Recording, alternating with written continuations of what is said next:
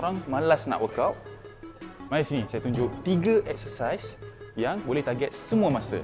Jom. Exercise pertama, barbell deadlift. Ini adalah exercise yang kita panggil compound lift.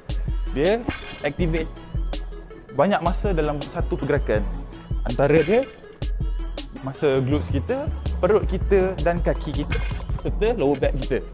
Kita buat 3 set 12 reps. Exercise kedua, kita buat squat. Ini favorite saya.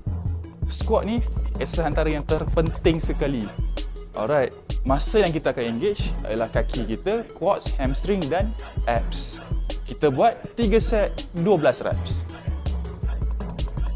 Exercise terakhir, barbell bench press. Okay, ni mesti favorite ramai kan.